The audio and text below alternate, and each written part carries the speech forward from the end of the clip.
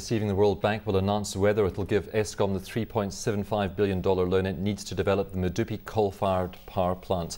But there's been widespread opposition to the loan from the United States, environmental groups and also some of our own opposition parties due to the benefits the ANC could reap from the power plant through its stake in Hitachi Africa. To discuss all this, I'm joined by Professor Raymond Parsons, Deputy CEO of Business Unity South Africa, also Chris Yelland, an energy analyst and Managing Director of EE Publishers. Good afternoon, gents. Thanks for coming in. Raymond, I'll start with you. What's your feeling? Are we likely to get the loan, and what sort of conditions are likely to be attached to it? Well, one has the impression that the omens are good, that there is likely to be a positive decision. It's been a somewhat sort of rocky path with a lot of views being expressed. And of course, I think those who have concerns should express them. But let me be blunt up front. We can't shut this economy down simply because we have got coal-fired power stations. That's not going to change overnight. We are looking forward to a greener future, but we're not going to get there in one step. So if we want growth, if we want job creation, if we want poverty alleviation, we must keep the lights on. And part of that task lies in being able to get the World Bank loan. It is essential at this part of the process. We've exhausted what I call the tariff side. I don't think we can put up tariffs by any more without even more hardship. The government has come to the party. One might argue that they should put more in, but they've put in 60 billion rand and 170 billion rands worth of guarantees. So you're now left with a loan program. And Eskom has already had a loan from the African Development Bank in the past few months, and now this is part of that process, that they would now like to get this loan from the World Bank. And I think that while there are concerns that have to be addressed, I don't think they should jeopardize the granting of the loan if we want to keep the lights on. Chris, what's your view on that? Do the green groups and the US have a point? Should we not be going for coal-fired power at this stage? Do we have an option? I think in the short term we don't have an option. I think in the short term we do need this loan. I think it's critical for the South African economy, and it's critical to make sure that Kusile is commissioned on time, April 2012. It's what Eskom have said consistently, and they still say, although there are some that believe this date is slipping. But as of now, that's the date, and any slippage of this date due to the failure to get this loan, forcing Eskom to raise loans on capital markets, banks, financial institutions, could delay the construction of Kusile, could lead to increased pressure on the generation capacity in South Africa. So I think it is important that we get it, and I don't think there is a green solution in the interim. Will the lights go out if we don't get the loan and don't get Medupi and Kusile on time? If we don't get this loan, it's likely to take some time to organize other finance. The government, the Minister of Minerals and Energy, that is the Minister of Energy at least, and the Minister of Public Enterprises have said absolutely categorically that the consequences would be dire and that the consequences for the South African economy would be very significant. So I would say if Medupi is not commissioned on April 2012, is delayed a year, the lights could go out. I think what's important here is we must remember, you've just been hearing that business confidence is being strengthened at the moment by our economic recovery. That means the demand for power is starting to rise again. The margin at Eskom is still very narrow. We have some danger signals there. So it's very important, apart from the energy saving, and we'll have to do that whether it's business or the householder, we'll have to save electricity wherever we can, and maybe the higher tariffs will help to concentrate the mind more on that.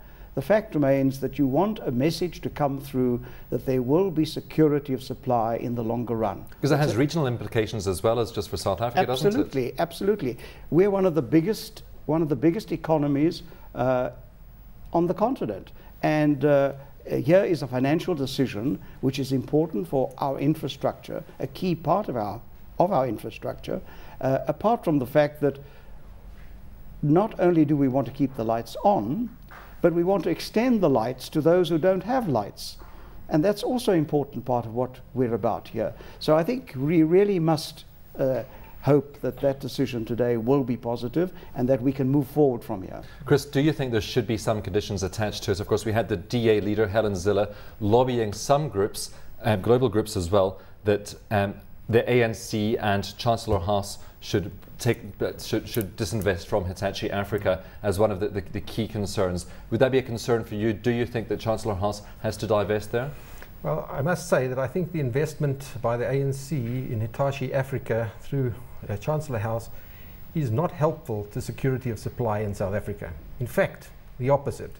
I think it is very unhelpful to security of supply. In fact, it's increasing the risk of not getting the World Bank loan. And I think it's time that the ANC should put the national interest above the party interest. And I'm worried sometimes that they perhaps deliberately fail to see the difference between the national interest and the party interest. I think this loan could come with some conditions. There are two possibilities in my mind. The one is that the finance should not be used for those contracts in which Hitachi Africa is involved, namely the boilers at Medupi. The other possibility is that it will be conditional upon the ANC divesting itself of its interest in Hitachi Africa. Those are the two possibilities. In either case, I think it will send a very strong message to government about the conflict of interest, the very clear conflict of interest. And this spin doctoring that we can see is really obfuscation, and it's hiding the clear facts that government should not be in this conflicted position that it finds itself in. Do you see it as a conflicted position, Raymond? But look, I think there is a concern here to be addressed. But I'm standing behind the bigger picture, that whatever those concerns, they must not jeopardize the granting of this loan. It is imperative, it is of great strategic importance. Will we survive if we don't get the loan? Of course we will. This loan is just the tip of the iceberg of what we really need, though, isn't it? Well, I think the whole point here is that if we don't get the loan, we will probably find a plan B, but it's going to be more painful and more costly. So I think really we have to ask ourselves the question, how can we best use this loan from the World Bank to ensure that we build confidence in the future supply of electricity, and that not only will we keep, as I said, the lights on for those who have lights, but that we can also begin to extend further having lights to those who don't have it.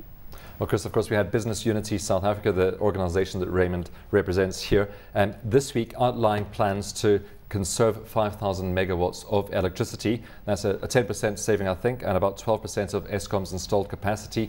Do you think that's too ambitious?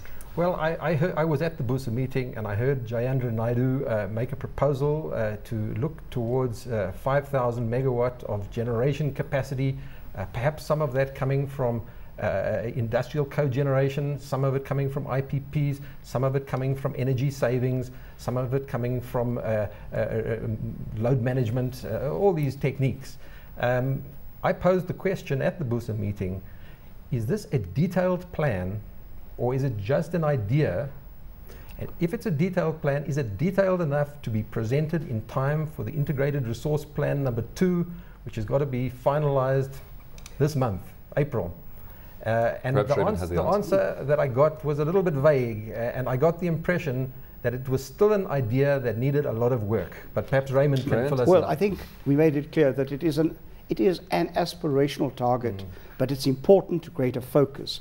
We were engaged in an important dialogue at that point with the Minister of Energy, and we felt we needed to create a platform, some kind of focus, even if it was a very broad focus, not only to mobilize business, but also to get a commitment from government, because there's some things government has to do to make that possible. Because as has been indicated, it's a mix of instruments that we're going to have to get to do better. But what we were putting on the table was a willingness from the private sector to begin to mobilize around a target. There's still a lot of work to be done, some research to be done. We'll fast track it, but the important point is that unless we have a collaborative effort between business and government, and of course we also need the support of the householder, but I'm talking now about business and government, it's essential that unless we work together, we will not meet the targets with or without the World Bank loan. But if we don't get the World Bank loan, this target had better become a real one quite soon.